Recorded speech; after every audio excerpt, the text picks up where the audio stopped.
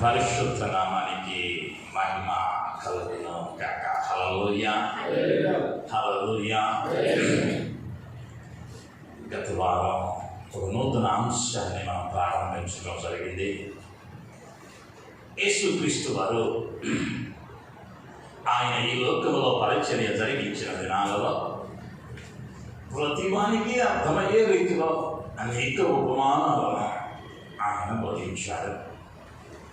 దానిలో ఒకటైనటువంటి యోహాను సువార్త 15వ అధ్యాయం మొదటి 8 వచనాలలో చెప్పబడినటువంటి ద్రాక్షావళిని గురించి మనం ధ్యానించాం. దానిని 4 విభాగాలుగా ధ్యానించవలసిన అవసరం ఉన్నది అన్న విషయాన్ని జ్ఞాపకం చేశాను. మొదటిదైనటువంటి ఫలించాలి. క్రైస్తవుడు అనబడిన వాడు క్రీస్తును కలిగి ఉన్నాను అని చెప్పేటువంటి వారు ఫలించవలసి ఉన్నటువంటి 10 విధములైనటువంటి ఫలాలను గత వారం నేను తెలియజేయటం జరిగింది. ఆ 10 ఫలాలను క్లుప్తంగా వాటిని మాత్రమే ముందుకు ముందుకు నేను వెళ్తాను. మొదటిది మారు మనస్సుకు తగిన ఫలం, రెండవది మంచి ఫలము, మూడవది నిత్య జీవార్థమైన ఫలము, నాలుగవది నీతి ఫలము, ఐదవది వెలుగు ఫలము, ఆరవది సేవా ఫలము, ఏడవది జప ఫలము, ఎనిమిదవది ఆత్మ ఫలము, తొమ్మిదవది సక్రియ వలన కలుగు ఫలము, 10వది ఆత్మల రక్షణ అనే ఫలం. ఈ 10 ఫలాలు కూడా నీ జీవితంలో ఫలించడి వారిగా ఉండాలి అన్నది గత వారం ధ్యానించాం. ఆ రెండవ ధ్యానించవలసిన అంశం ఏమిటయ్యా అంటే, గత వారం చెప్పాను, ఫలించకపోతే సంభవించేటువంటి నష్టము. ఆత్మీయ జీవితంలో నువ్వెందుకయ్యా సృజించబడ్డావు అంటే ఆయన కొరకు ఈ లోకంలో ఫలించడానికి. ఏదో పుట్టాం పెరిగాం పోయాం అని అంటే నీ జీవితానికి సార్థకత లేదా నా ప్రభువు చిత్తము జరిగినట్లు కాదు. నీవేమవ్వాలయ్యా అంటే ఆది కాండంలో ఆది పురుషుడిని మానవుడిని దేవుడు చేసిన తరువాత ఫలించి అభివృద్ధి చెందమన్నాడు. ఫలించుట కొరకు ఆయన నిన్ను ఒకరికి పంపాడు. అయితే ఫలించకపోతే దానిని ఆయన కోపగిస్తూ ఉన్నాడు. అయితే ఉదయ కాలం ముందు ఫలించకపోతే జరిగేటువంటి సంఘటనలను మేము ముందుకు తీసుకొని రావాలని నేను ఆశపడుతూ ఉన్నాను. ఆ ఉపమానంలోని 2వ భాగం ఫలించకపోతే కలిగే నష్టాలు ఆలోచనకి వద్దాం. ఎవడైనను నా యందు నిలచి ఉండని ఎడల వాడి తీగవలే బయట పారవేయబడి ఎండిపోవును. మనుషులు అతి వాటిని పోగు చేసి అగ్నిలో పారవేయదు, అవి కాలిపోవును. చాలంటే దేవుని నామానికి మహిమ కలుగును గాక. హల్లెలూయా. ఎవడైనను నా యందు నిలచి ఉండని ఎడల అంటే నీవు ఆయనలో అంటుకట్టబడకుండా, ఆయనలో నాటబడకుండా, ఆయనతో పెనవేసుకునే అనుభవం లేకుండా ఆయనకు వేరుగా ఉంటే జరిగేటువంటి 3 నష్టాలను చెప్పాడు అక్కడ ప్రభువు అయిన యేసుక్రీస్తు వారు. మొదటిది అన్నాడు బయట పారవేయబడును, రెండవది అంటూ ఉన్నాడు ఎండిపోవును, మూడవది అంటూ ఉన్నాడు అగ్నిలో పారవేయబడును. ఈ 3 కారణాలను ఇది మనం ధ్యానిద్దాం. మొదటిగా అంటూ ఉన్న మాట, ఆత్మీయ జీవితంలో క్రీస్తు నుండి దూరమైన వాడు లేదా ఫలించలేనటువంటి స్థితిలో ఉన్న వారిని మొదట బయట పారవేస్తానంటా ఉన్నాడు. బైబిల్ గ్రంథంలో బయట పారవేయబడుట అనేటువంటి పదవచనం దేనిని సాదృశ్యం చేస్తూ మాట్లాడుతూ ఉన్నాయో, అవి వేటిని సూచిస్తూ ఉన్నాయో మనం చదవగలిగితే, చూడగలిగితే అవి మన జీవితాలకు ఆశీర్వాదం. మొదటిగా నిర్గమకాండంలోనికి వెళదాం. అధ్యాయము 22వ వచనం. అయితే ఫరో హెబ్రీయులలో పుట్టిన ప్రతి కుమారుని నదిలో పారవేయుడి, ప్రతి కుమార్తెను బ్రతుకనీయుడి అని తన జనులందరికీ ఆజ్ఞాపించను. ఫరో ఒక ఆజ్ఞను జారీ చేస్తూ ఉన్నాడు. 2 ఏళ్లలో పురుషులైనటువంటి మగపిల్లలను నదిలో పారవేయుడి. ఎందుకు పారవేయమంటా ఉన్నాడయ్యా అంటే వారిని చంపుట కొరకు లేదా హతమార్చుట కొరకు. అంటే బయట పారవేయబడుతూ ఉన్నావు అని అంటే నీ ఆత్మీయ జీవితంలో నీవేమవుతూ ఉన్నావయ్యా అంటే చచ్చిన స్థితిలోనికి నీవు వెళుతూ ఉన్నావు. నీవు చనిపోయిన స్థితిలోనికి వెళుతూ ఉన్నావు. ఆత్మీయ జీవితంలో ఫలించని సమయంలో నీవు చచ్చిన వారితోనే సమానం. చచ్చినటువంటి ప్రాణి, చచ్చినటువంటి మొక్క, దానిలో ఏమాత్రమో కదలిక ఉండదు, ఏమాత్రమో చలనం ఉండదు. కొన్ని పర్యాయాలు ఆత్మీయ జీవితంలో చచ్చిన స్థితిలో మనం ఉంటా ఉన్నామేమో, లేదా ఆధ్యాత్మికమైన మరణాన్ని మనం అనుభవిస్తూ ఉన్నామేమో. కొన్ని పర్యాయాలు ప్రభువు మనము పదే పదే హెచ్చరిస్తూ ఉంటాడు. ప్రభువు ప్రతి పర్యాయము మాట్లాడుతూ ఉంటాడు. ఆ మాటకు నీవు లోబడటం లేదు అంటే, ఆ మాటను నీవు పెడచెవిన పెడుతూ ఉన్నావు అంటే, ఆ మాటకు స్పందించలేని స్థితిలో నీ జీవితం ఉన్నది అని అంటే నీవు ఎక్కడున్నావయ్యా అంటే ఆధ్యాత్మిక మరణంలో ఉన్న చలనం లేదా. బయట పారవేయబడుతూ ఉంది. ఎందుకయ్యా అంటే చంపివేయటానికి పారవేయబడుతూ ఉంది. ఇక అక్కడతో దాని చరిత్ర అయిపోయింది. నువ్వు క్రీస్తు నుండి వేరయ్యావంటే, ఆ ద్రాక్షావళి అయినటువంటి క్రీస్తులో నువ్వు లేకపోతే, ఆ తీగ నుండి నీవు వేరైనప్పుడు ఆధ్యాత్మికమైనటువంటి మరణంలోనికి నీవు వెళుతూ ఉన్నావు. అదే అపోస్తలుడైన పౌలు కూడా ప్రస్తావిస్తూ అంటాడు. అపోస్తలుల కార్యముల గ్రంథము 7వ అధ్యాయము 19వ వచనం. తమ శిశువులు బ్రతుకకుండా బయట పారవేయవలనని. చాలా మా దేవుని నామానికి మహిమ కలుగునుగాక.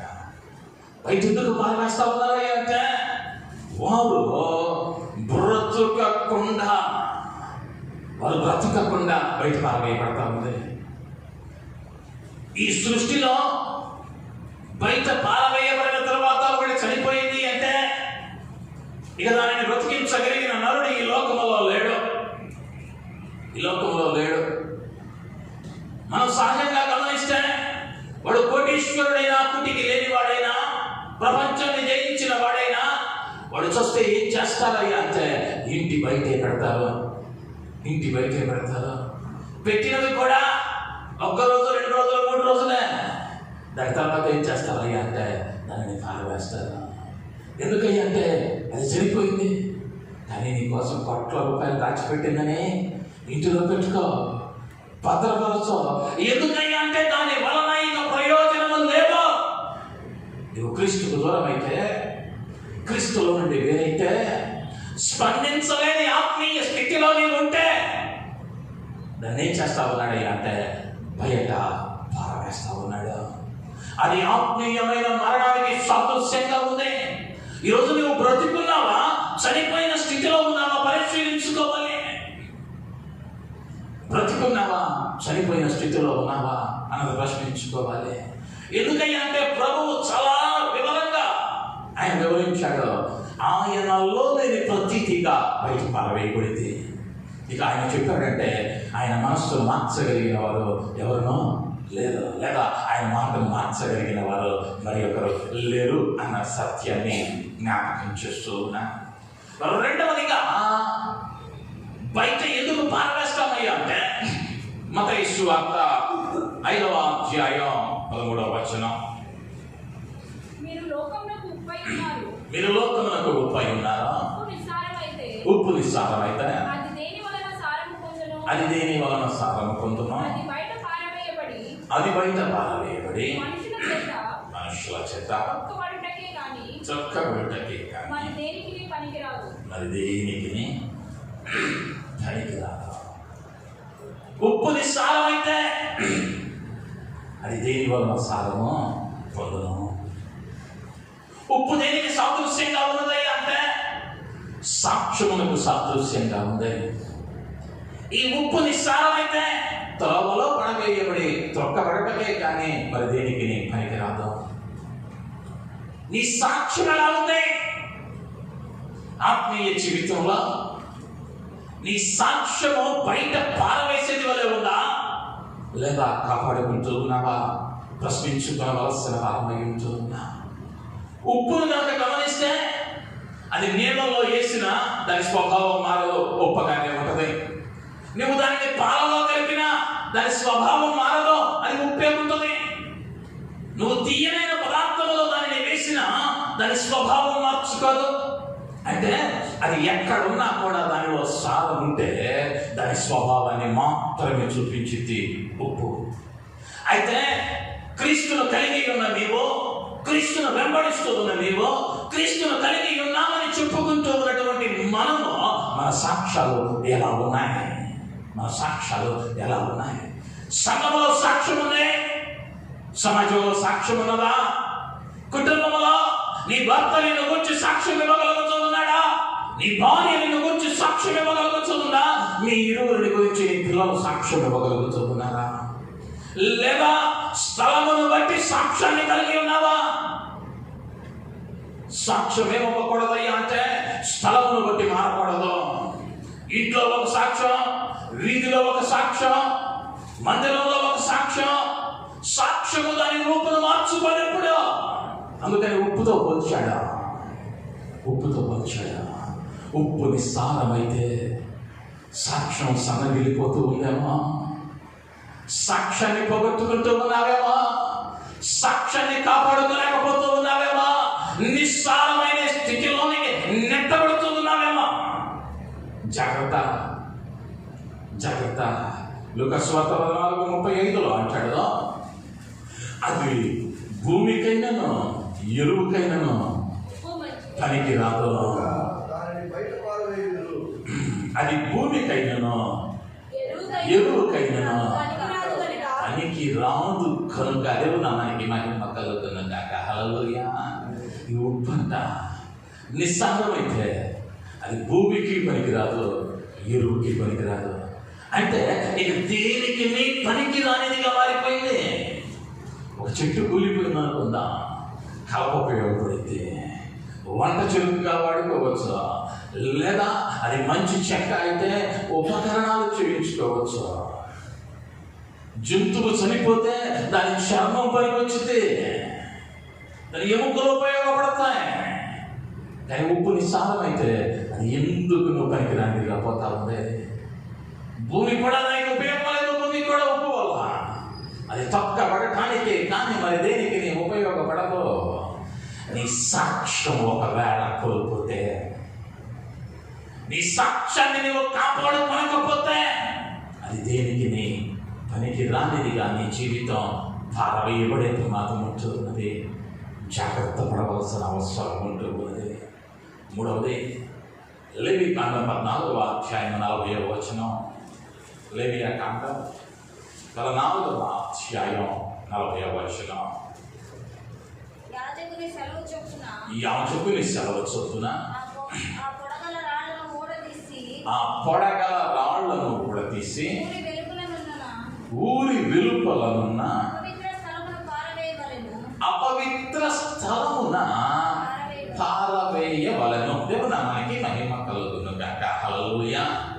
ఇశ్రాయేలీయుల పాలెంలో ఒక ఇంటికి గనక కట్టబడిన ఇటుకలలో ఏ ఇటుకకైనను వారు దేవుని ఆచరించుతూ ఉన్న దినములలో ఆ రాతికి కుష్టు వంటి పొడ ఏదైనా రాతికి తగిలితే వెంటనే ఆ ఇల్లు అపవిత్రపడినట్లుగా ఆ ఇంటి వారు ఇల్లు విడిచి వచ్చి ఆ ఇంటిని పాడుపెట్టవలసినదిగా ఈ యాజకుడు 7 దినముల తరువాత వచ్చి ఆ పొడ ఇంకా ఉన్నట్లయితే ఆ రాతిని తీసి దానిని అపవిత్రమైన స్థలములో పారవేయవలెను.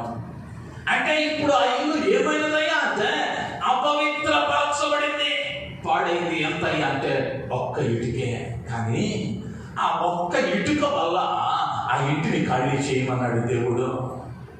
మోషేతో మాట్లాడి చెప్పిన మాట, మోషేకి ఇచ్చినటువంటి పద్ధతి. ఆ ఇంటిని ఖాళీ చేసి ఆ రాతిని తీసుకుని వెళ్ళి ఆ అపవిత్రమైన చోటును వేసి మరి ఒక నూతన రాతిని ఆ స్థలంలో ఉంచమన్నాడు. మరి 7 దినముల తర్వాత మళ్ళా పరిశీలించమన్నాడు. అంటే ఎప్పుడైనా పారవేయబడుతున్నది అంటే అపవిత్రమైనది లోపలకు వచ్చినప్పుడు. పరిశుద్ధుడైన దేవుని వెంబడిస్తూ ఉన్న నీ జీవితంలో, పరిశుద్ధుడైన దేవుని కలిగి ఉన్న నీ జీవితంలో అపవిత్రమైనది, ఆ దేవునికి ఇష్టము లేనిది, లేదా ఆయన పరిశుద్ధుడు కనుక ఆ పరిశుద్ధుడైన దేవునికి తగినటువంటి జీవితం నీలో కనబడకుండా అపవిత్రమైనది, హేయమైనది నీలో కనిపిస్తే ఆయన ఏం చేస్తూ ఉన్నాడయ్యా అంటే బయట పారవేస్తా ఉన్నాడు. బయట పారవేస్తా ఉన్నాడు. 3 సందర్భాలలో బయట పారవేయబడటం జరుగుతూ ఉంది. మొదటిగా ఆధ్యాత్మిక మరణం సంభవిస్తే, నీ విశ్వాస జీవితంలో వాక్యానికి తగిన స్పందన నీలో కలువైతే నువ్వు ఆధ్యాత్మిక మరణంలో ఉన్నట్లే. రెండవదిగా నీ సాక్ష్యాన్ని కోల్పోతే నీవు నిస్సారమైన ఉప్పు వంటి వాడవే, బయట పారవేయబడతావు. నీలో అపవిత్రమైనది ఏదైనా ఉంటే, అపవిత్రమైనది ఏదైనా ఉంటే అది అపవిత్రమైన స్థలములలో అది పారవేయబడాలి.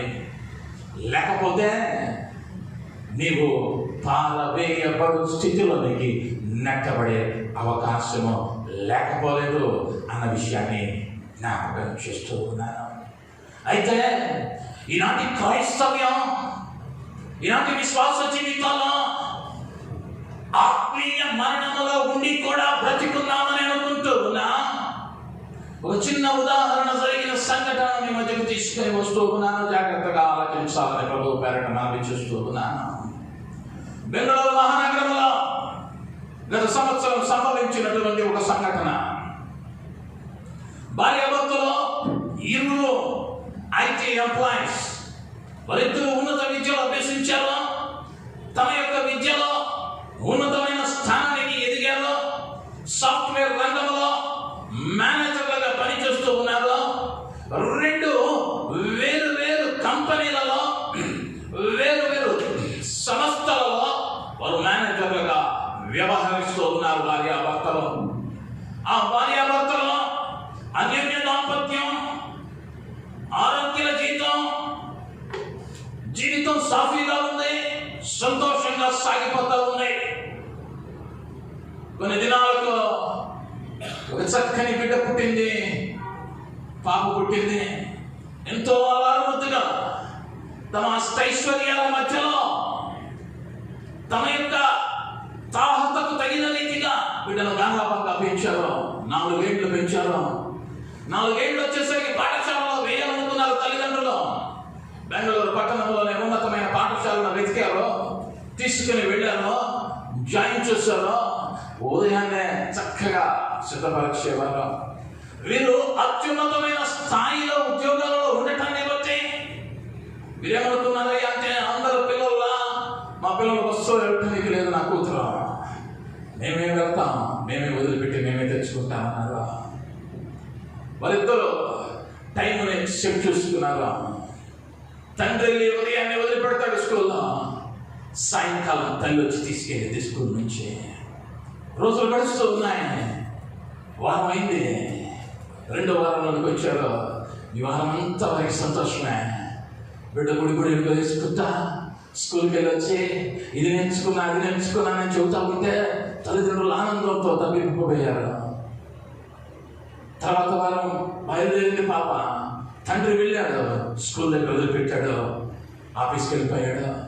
సాయంత్రం అయింది, తల్లి వెళ్ళింది స్కూల్ దగ్గరకు. బిడ్డ రాలా కాళ్ళ దగ్గరికి, బిడ్డ కనిపించలా. వాచ్మెన్ అడిగింది, సెక్యూరిటీని అడిగింది, అయ్యా నా కుమార్తెను చూసావా? మా రోజు చూసేవాడిని, చాలా చక్కగా మాట్లాడితే చాలా అందంగా తయారై వచ్చింది, అయితే పొద్దున చూశానమ్మా, ఇప్పుడు చూడలేదన్నాడు. సరేనని ప్రిన్సిపల్ దగ్గరికి వెళ్ళింది తల్లి. అమ్మా నా కుమార్తె ఇంకా బయటికి రాలా, ఒకవేళ తరగతిలో ఉందేమో, తరగతిలో చూశారు లేదో, ఆడుకునే స్థలాల్లో వెతికారు లేదో. ప్రిన్సిపల్ అంటా ఉంది, అమ్మ మధ్యాహ్నం భోజనం చేస్తూ ఉన్నప్పుడు నీ కుమార్తెను చూశాను, ఆ తర్వాత నేను చూడలేదు, ఆ తర్వాత నేను చూడలా. సమయం అయిపోతా ఉంది, ఆందోళన పెరిగిపోతా ఉంది. ఎంత సమయం వెతికినా కుమార్తె దొరకలా, చీకటి అయిపోతూ ఉంది. భర్తకు ఫోన్ చేసింది, కుమార్తె జాడ తెలియలా. కన్నీరు దారలై వస్తా ఉంది. ఎందుకంటే ఎంతో గారాబంగా పెంచుకున్నారు. 4 ఏళ్ళ బిడ్డ పెరిగింది, అయినా కట్టలు తెగిపోతా ఉన్నాయి. కన్నీరు చేసేది లేక పోలీస్ స్టేషన్కి వెళ్ళారు, ఒక కంప్లైంట్ ఇచ్చారు. జరిగింది ఏమిటయ్యా అంటే, ఆ తల్లి కారు ఆపింది, తన బిడ్డ వస్తుందని ప్రతిదినం ఆగే చోటే ఆగింది. ఈలోపు ఎవరో 2 వీలర్ వచ్చేసి ఆ కార్ని గుద్దడం జరిగింది. ఆ కారు చిన్న స్క్రాచ్ అయింది. ఆ స్క్రాచ్ అవడంతో ఆ స్క్రాచ్ చేసినటువంటి వ్యక్తితో వాదన ఆడుతూ ఉంది తల్లి. ఈ బిడ్డ రాని వచ్చింది, అక్కడ నిలవబడింది. ఆ జరుగుతున్న తంతంతా చూస్తూ ఉంది. ఈలోపు ఒక వ్యక్తి వచ్చాడు, ఆ బిడ్డను ఎత్తుకొని వెళ్ళిపోయాడు. రోజులు గడిచాయి, 2 సంవత్సరాలు అయిపోయినాయి. వీడు లక్షల జీతం వస్తుంది, చక్కని బంగాళాలు ఉన్నాయి, విలాసవంతమైన కార్లు ఉన్నాయి, కానీ వీరి ఇంటిలో ఏమి లేదయ్యా అంటే సంతోషం లేదు. ప్రతిదినం ఆ బిడ్డ ఆడుకున్న వస్తువులను చూసి అలాడిపోతా ఉన్నారు. ఆ బిడ్డ వాడిన వస్తువులను చూసి వేదన చెందుతా ఉన్నారు. 2 సంవత్సరాలు గడిచింది. ఒక అమ్మ వచ్చింది, అమ్మ మీ కుమార్తెను చూశాను, పలానా గ్రామంలో చూశాను అందే. ఇతడికి చెప్పాలని ఆనందం, వెంటనే తన భర్తగా చెప్పింది, అయ్యా మా కూతురు కనిపించిందంట, అచ్చ మన కూతురులానే ఉందంట, ఒక్కసారి చూసి నిర్ధారణ చేసుకుందాం అయ్యా. సరేనమ్మా, తొందరపడద్దు, పోలీస్ కంప్లైంట్ ఇచ్చాం కదా, పోలీసులు తీసుకుని ఆ స్థలానికి వెళ్ళారు. ఆ స్థలంలో కారు ఆగిన వెంటనే ఆ తల్లిదండ్రుల వేదనకు అవధులు లేవు.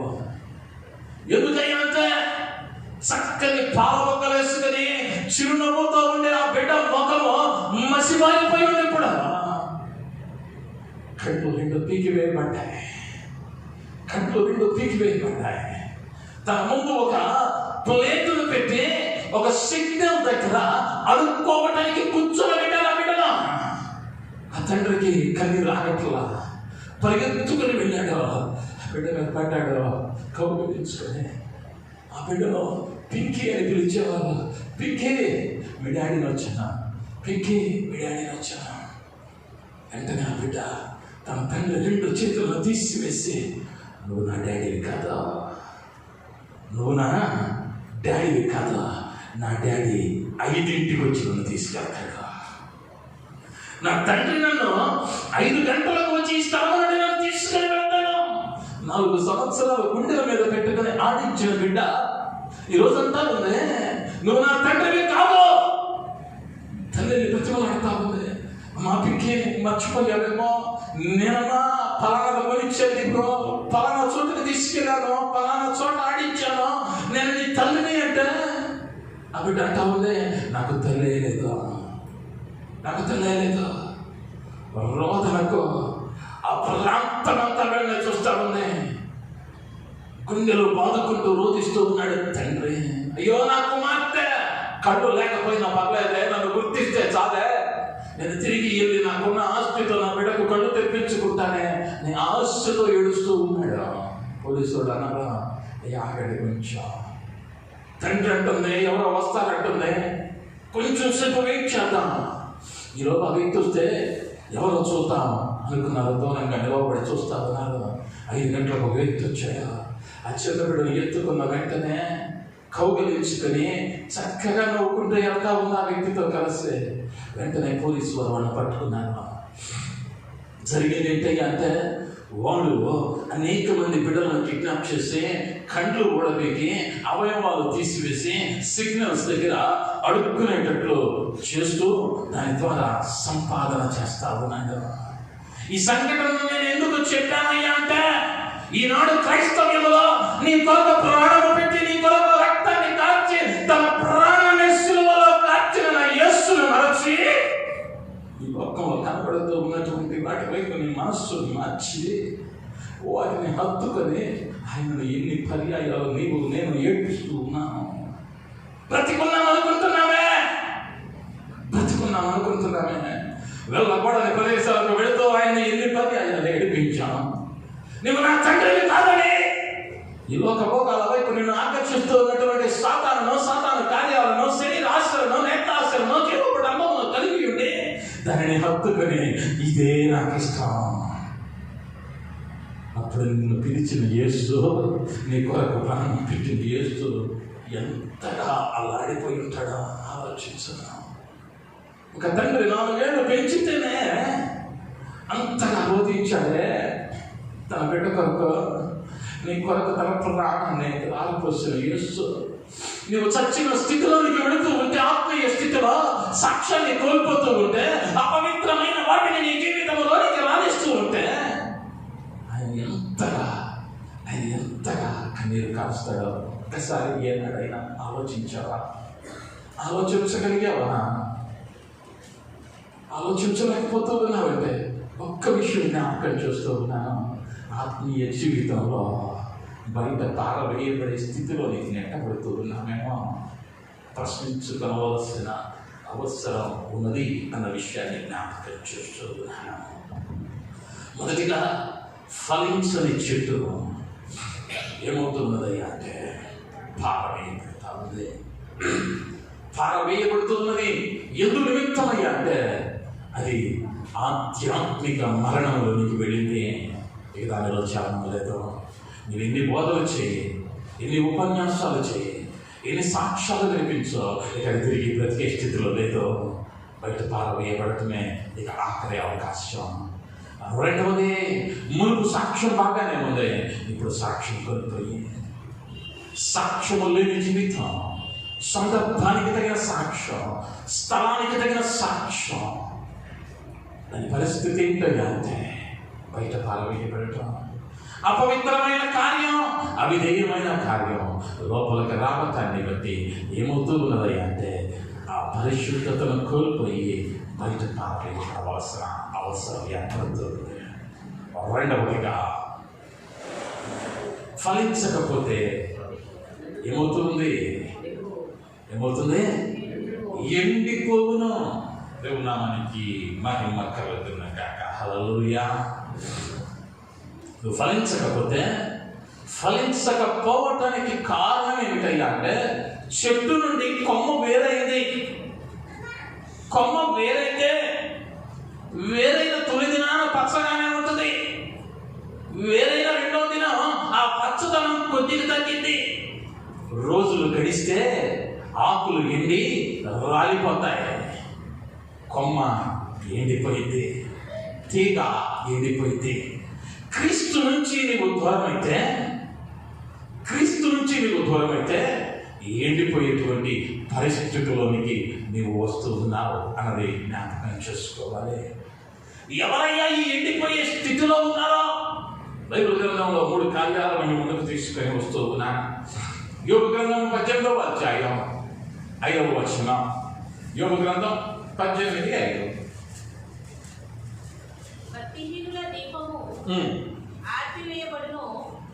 ఆర్పివేయబడును 16వ వచనం. క్రింద వారి వేళ్ళు ఎండిపోవును, పైన వారి కొమ్మలు నరకబడును.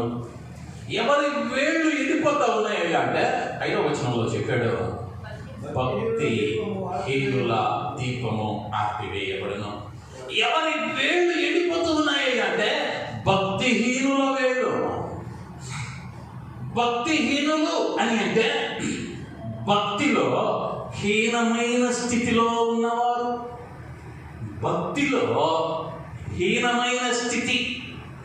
హీనుడు దీనుడు అని ఎవరిని అంటామయ్యా అంటే అట్టడుగున ఉన్నవాడిని. అడుగున ఉన్నవాడిని హీనుడు దీనుడు అనేటువంటి పదజాలాన్ని వాడతాడు. ఇక్కడ భక్తి హీనుడు అని అంటూ ఉన్నాడంటే భక్తిలో హీనత కలిగిన వాడు. భక్తి చెయ్యాలని తెలుసో, బైబిల్ చదవాలని తెలుసో, ప్రార్థన చెయ్యాలని తెలుసో, కానీ చెయ్యలేని వాడు. బైబిల్ చదవాలని తెలుసో, ప్రార్థన చెయ్యాలని తెలుసో, మందిరానికి వెళ్ళాలని తెలుసో, దేవునికి సమయం ఇవ్వాలని తెలుసో, దేవునికి నీ శరీరం ఇవ్వాలని తెలుసో, దేవునికి నీ ధనం ఇవ్వాలని తెలుసో, దేవునికి నీ జీవితాన్ని సమర్పించుకోవాలని తెలిసి కూడా చేయని వాడు ఎవరయ్యా అంటే భక్తి హీనుడు. తెలియక కాదు, తెలుసో ఈ కొంచెం చేస్తే చాలే, ఈ ఒక్క వచనం చదువుకుంటే ఈ రోజు దేవుడు ఆకాశవాకులను విప్పి పట్టగలనంత విస్తారమైన దీవెనల చేత నన్ను తృప్తిపరుస్తాడులే. ఒక్క నిమిషం బయలుదేరే ముందు అయ్యా వెళ్తున్న పనిని దీవించయ్యా, అయిపోయింది ప్రార్థన. మొక్కళ్ళు నల్లబడేది లేదు, బైబుల్ నలిగేది లేదు. ఎక్కడున్నామయ్యా? భక్తిహీనతలో ఉన్నామేమో. రోజుకి ఎన్ని గంటలయ్యా ఈ ఫోన్ వెనక నుంచి ముందుకు తిప్పుతామంటే హిస్టరీలోకి వెళ్ళి చూస్తే యూసేజ్ టైం చూపిస్తుంది. ఒక్కసారి చెక్ చేసుకో. రోజుకు 4 గంటల 5 గంటల దాన్ని వాడేది, మాట్లాడేది. మరి 5 నిమిషాలన్నా దేవునికి ఇవ్వలేకపోతా ఉన్నావంటే, 10 నిమిషాలన్నా ప్రభువుగా గడపలేకపోతా ఉన్నావంటే హీనతలో ఉన్నావా, ఉన్నతమైన స్థితిలో ఉన్నావా? భక్తిలో భక్తిహీనుని వేరు ఎండిపోవును. భక్తిహీనత ఎప్పుడు కలుగుతూ ఉన్నది అంటే క్రీస్తు నుంచి దూరం అవుతూ ఉన్నప్పుడు ఆ హీనత. జాగ్రత్త. భక్తిలో ఎదుగుతూ ఉన్నావా? నువ్వు వచ్చిన తొలి దినాన నీ భక్తి ఏంటి? క్రీస్తు నిన్ను నీ పాపాలను నీకు స్మరణకు తెచ్చి నీవు పశ్చాత్తాప పడిన దినాన నీ ప్రార్థన జీవితం ఏంటి? నీ వాక్యధ్యాన జీవితం ఏంటి? అభివృద్ధి చెందిందా?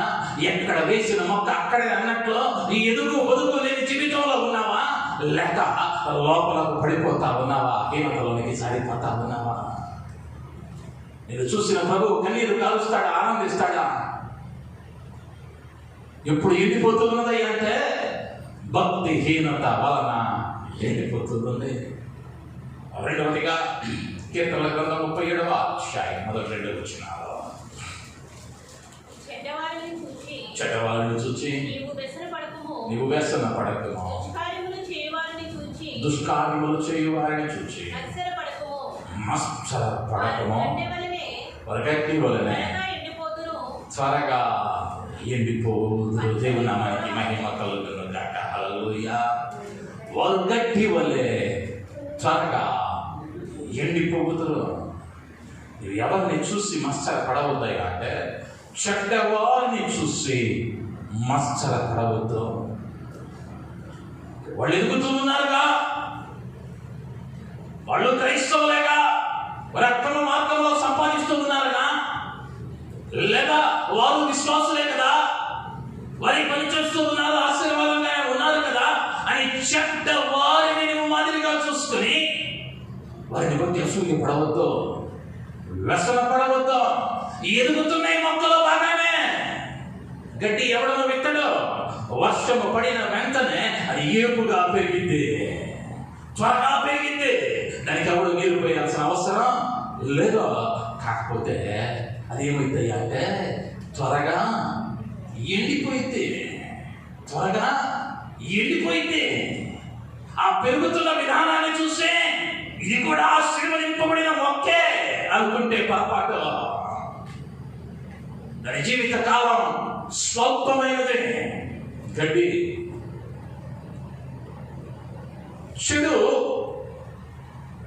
చెడు తనమునకు సాదృశ్యంగా గడ్డిని పోలుస్తూ ఉన్నాడు.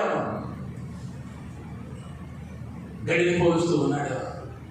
చెడు సహవాసాలు, చెడు ఆలోచనలు, చెడు తలంపులు నీలోనికి వస్తూ ఉంటే నీ వేరు ఎండిపోయే ప్రమాదం ఉంటూ ఉన్నది. చెడు కార్యాలు ఈ రోజుల్లో నేను అనుకుంటాను, ఏది చెడో ఏది మంచో ఒకరికి ఒకడు బోధించవలసిన అవసరం లేదు.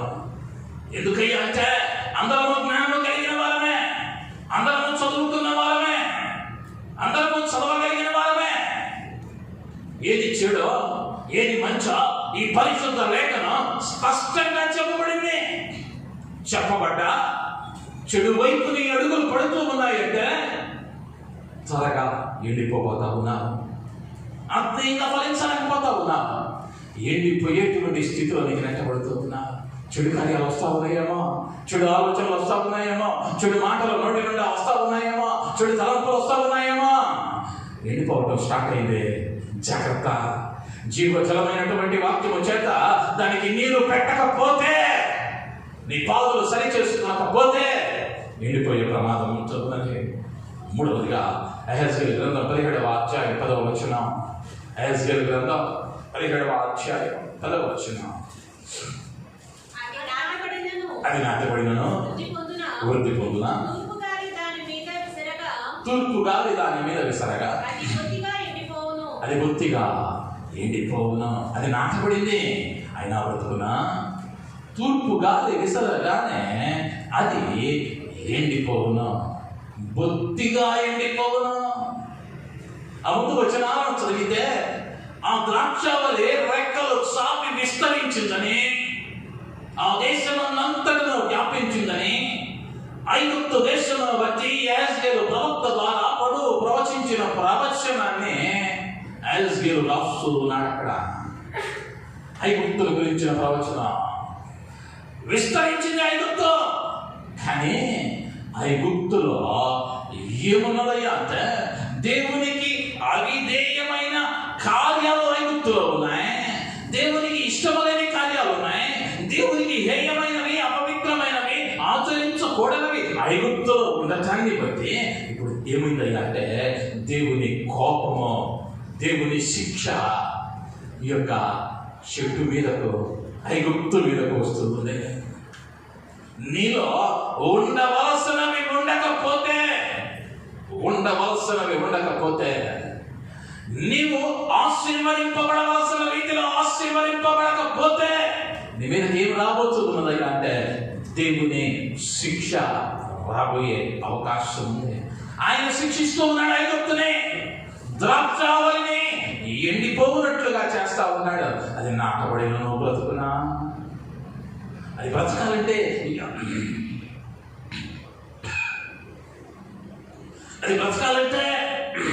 బ్రతికించగలిగిన దేవుడి కృప దాని మీద ఉండాలి. కానీ అవిధేయమైంది. ఎండిపోవటానికి మూడు కారణాలు. మొదటి భక్తిహీనత, రెండవది చెడుతనము, మూడవది దేవునికి అవిధేయునిగా ఉంది శిక్షింపబడుట వలన. 15వ అధ్యాయం 6వ వచనంలో చెప్పబడినటువంటి మాట, మొదటిగా బయట పారవేస్తూ ఉన్నాడు, రెండవదిగా ఎండిపోతూ ఉంది, మూడవదిగా మనుష్యులు దానిని పోగు చేస్తే అగ్నిలో పారవేతురు. అక్కడ మధ్యలో మనుష్యుల్ని కలిపాడు. అక్కడ ఇంతకు ముందు ఎండిపోయినప్పుడు బయట పారవేస్తూ ఉన్నప్పుడు మనుషుల ప్రమేయం లేదు అక్కడ. కానీ అగ్నిలో పారవేయబడే క్రమంలో మనుష్యులు వాటిని వేరి పోగు చేసి అగ్నిలో పారవేయుదురు. మనుషులు పోగు చేసి అగ్నిలో పారవేయుదురు అంటే వారిని ప్రభువే జనులకు అప్పగించేస్తూ ఉన్నాడు, లేకపోతే సమస్యల వలయానికి అప్పగిస్తూ ఉన్నాడు. లేక ఇంకా చెప్పాలి అంటే అగ్నిలో పారవేయబడటం ఎప్పుడు జరుగుతూ ఉన్నది అంటే మనుషులకు అప్పగించబడటం ఎప్పుడు జరుగుతున్నది అంటే, ఈ వేరు ఎప్పుడైతే ఆ చెట్టు నుండి, ద్రాక్షావళి నుండి ఈ తీగ వేరైందో అది బయట పారవేయబడి ఎండిపోతూ ఉంది.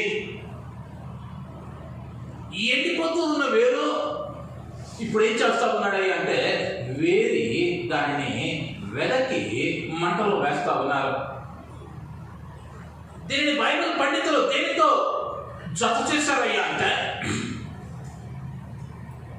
నీవు గనక ఆయనకు మహిమాత్మకరంగా లేకపోతే, ఆయనకు అవమానకరంగా నీవు మారితే, ఆయనలో నీవు ఉండకుండా ఆయన నుండి వేరే నీవు ఎండిపోతే, బయట పారవేయబడితే నీవు అగ్నిలో వేయబడతావు. అంటే నీకు మొదటిది తెలుసు, నీవు ఎందుకు బయట పారవేయబడ్డావో, బయట పారవేయబడతావో నీకు తెలుసు. ఎందుకు పారవేయబడతావయ్యా అంటే, ఆత్మీయ స్థితిలో చచ్చిన స్థితిలో ఉంటే, సాక్ష్యాన్ని కోల్పోతే, అపవిత్రమైన కార్యాలు నీలో ఉంటే నువ్వు బయట పారవేయబడతావని నీకు తెలుసు.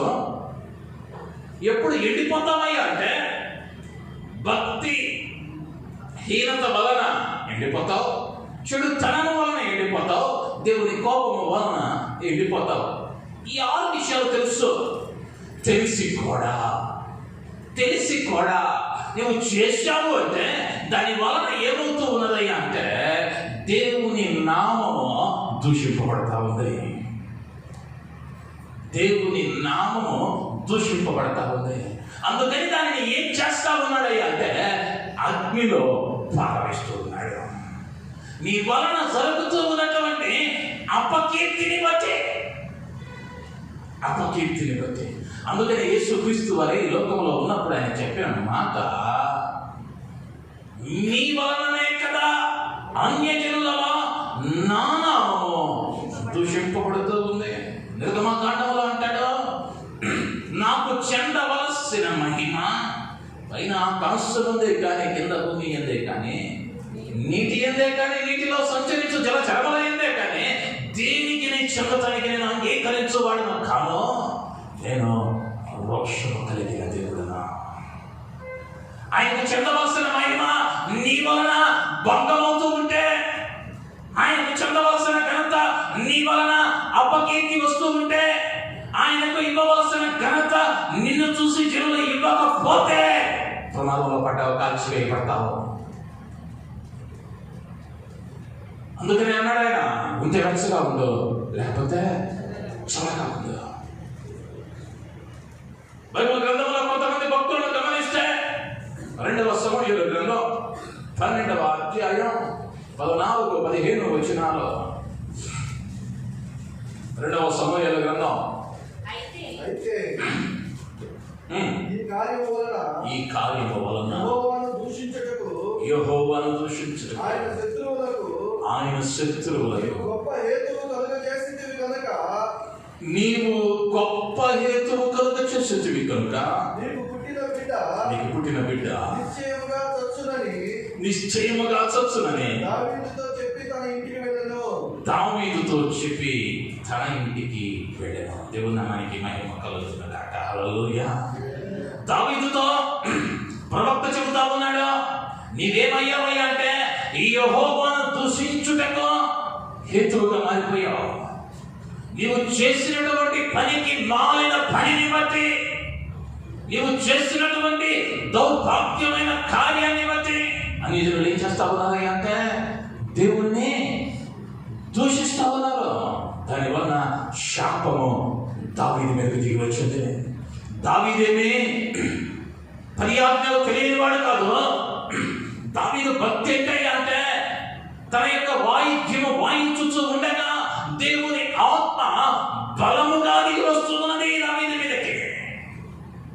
దయ్యములు పారిపోతా ఉన్నాయి. సౌలుకు పట్టిన అపవిత్రాత్మ దావీదు వాయిస్తూ ఉన్నటువంటి ఆ సితార వాయిద్య ఆ చప్పుడులో దేవుని ఆత్మ దిగగా సౌలుకు పట్టిన అపవిత్రాత్మ పారిపోతా ఉంది. నిన్న దయ్యాలను కొట్టాడే, నిన్న ఒంటి రాయితో 1000 మంది సైన్యం బయట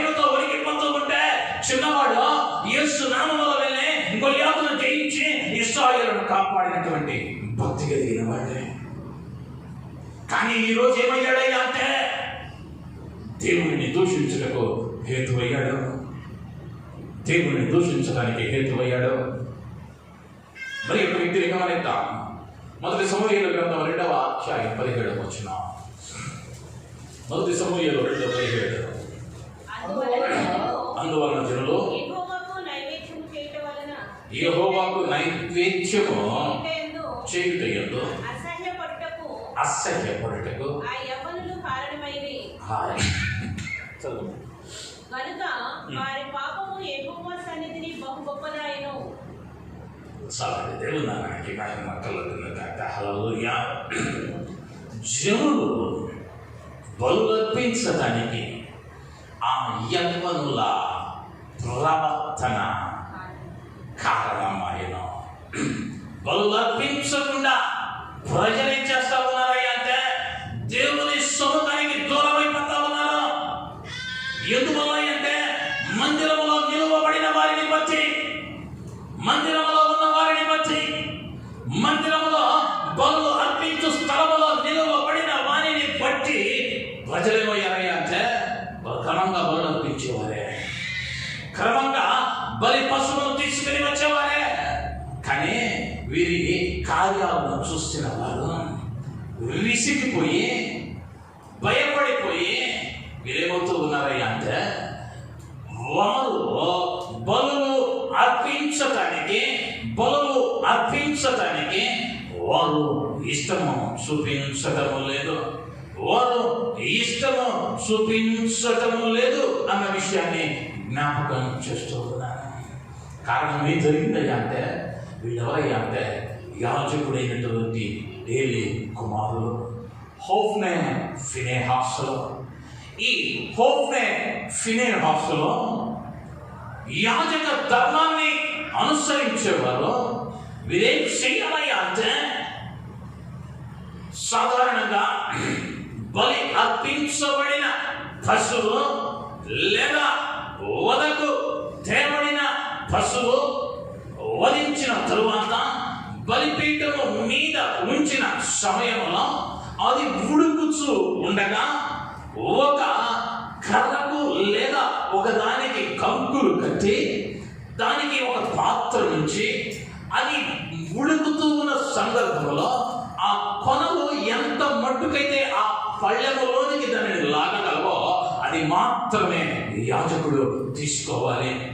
అయితే ఈ ఫీనెహాసు హోఫ్నే అనువాదులు ఏం చేస్తా ఉన్నారయ్యా అంటే బలి అర్పించక మునిపే బలి ఇచ్చేటువంటి వారి దగ్గరకు వెళ్ళి మా యజమానులకు ఉడికిన మాంసము ఇష్టము లేదు, వారికి వడ్డించుట కొరకు పచ్చి మాంసం కావాలి, దేవునికి ఇవ్వకముందే మాకు కావాలి,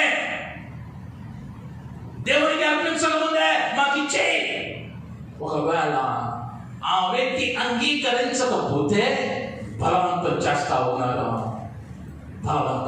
ఉన్నారు. అంటే ప్రభు ఇచ్చినటువంటి నిబంధనకు విరుద్ధంగా ప్రభు ఇచ్చిన క్రమాన్ని మానివేసి తన ఇష్టము చొప్పున చేసిన హోఫ్నే ఫీనెహాసుల మీదకి దేవుని ఉగ్రత వచ్చింది. కారణం వారి ప్రవర్తన వలన బలులర్పించు వారు అసహ్యపడి బలులర్పించటకు ఇష్టము లేకుండా పోయారు. 2016 సంవత్సరంలో నూతనంగా మందిరానికి బలిపాఠంలో ఒక తమ్ముడు వచ్చాడు. తమ్ముడు పలకరించ పేరడిగా చెప్పాడు. నాకు అనుమానం వచ్చింది. తమ్ముడు క్రైస్తవులేనా అన్నాను. కాదన్నా, దేవుడు అంటే అపారమైన ఇష్టం అన్నా. ఇంతకు ముందు మందిరానికి వెళ్ళావా తమ్ముడు అన్నా వెళ్ళలేదన్నా. ఎందుకు తమ్ముడు ఇష్టం అంటా ఉన్నావుగా, వాక్యం చెప్పగానే బైబిల్ తీస్తున్నావుగా, చక్కగా పాడగలుగుతున్నావుగా, ఎందుకు తమ్ముడు మందిరానికి వెళ్ళటం లేదు అన్నా? వెళ్ళాలని ఆశ ఉందన్నా, కానీ వెళ్ళమన్నా. అదేంటి తమ్ముడు ఆశ ఉందంటావు, వెళ్ళనంటావు, ఏంటి తమ్ముడు అన్నా? మా గ్రామంలో చర్చి మా వీధిలోనే ఉంటుందన్నా. మంచిదే తమ్ముడు, మా ఇంటి ముందు నుంచే పెడతారన్నా. మంచిదే. అయితే విషయం ఏంటంటే అన్న, ఉదయాన్నే మా ఇంటి ముందు ఎలా వెళ్తా ఉన్నారో వాళ్ళని నేను చూస్తాను, ఎలా వస్తా ఉన్నారో వాళ్ళని చూస్తాను. ఇదే వ్యక్తులు, ఇదే పురుషులు, ఇదే స్త్రీలు సాయంకాలం ఎక్కడ కనిపిస్తారో కూడా నేను చూస్తూ ఉంటానన్నా. ఆదివారం అయితే చేతిలో బైబిల్, తెల్ల వస్త్రాలు, అలంకరణ బాగున్నాయి. సాయంత్రానికి అవి మసిబారిపోతా ఉన్నాయన్నా. చూడకూడని స్థలాలలో, చూడకూడని ప్రదేశాలలో వీరినే చూస్తా ఉన్నా. దానివల్ల ఆ మందిరానికి వెళితే నా భక్తి ఆడపోయిందో, నాకున్న నమ్మకం వీరిని బట్టి అక్కడ నాశనమైపోతుందని మందిరమే మానేశానన్నా అన్నాడు. వేదన కాదా? వేదనకరం కాదా? నీ ప్రవర్తనను బట్టి క్రీస్తు దగ్గరికి వస్తూ ఉన్న ఒక విశ్వాసి ఆగిపోతూ ఉన్నాడు అంటే జవాబు చెప్పవలసిన అవసరం నీకు నాకు లేదా? నిన్ను చూసి ఎంతమంది ఆటంకపరచబడుతూ ఉన్నారో మందిరంలోనికి రాలేక, నువ్వు క్రైస్తవుని చెప్పుకోవటాన్ని బట్టి అన్యులైన వారు అక్కడ ఇక్కడ ఇది వారు ప్రార్థిస్తే పనులు జరుగుతాయి అని ఆశున్నా కూడా నీ బ్రతుకును బట్టి, నీ మాటను బట్టి, నీ క్రియలను బట్టి యేసు దగ్గరికి రాలేకపోతా ఉన్నారే. వేదన కాదా?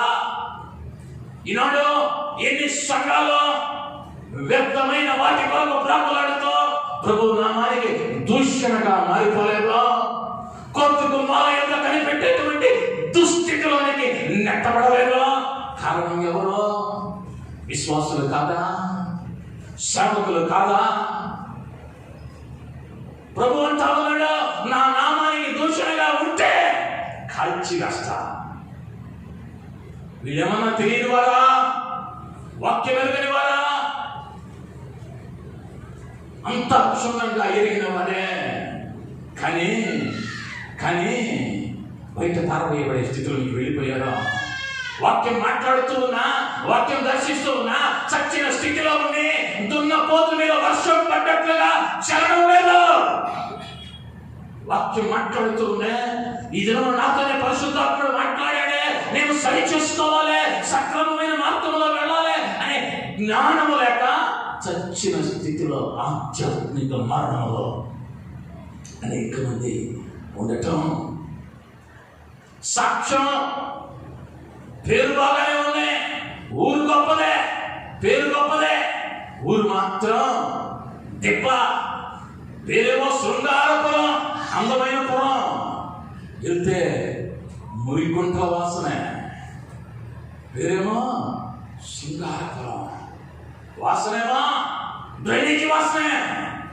పేరేమో క్రైస్తవ పేరే, కనిపించేదేమో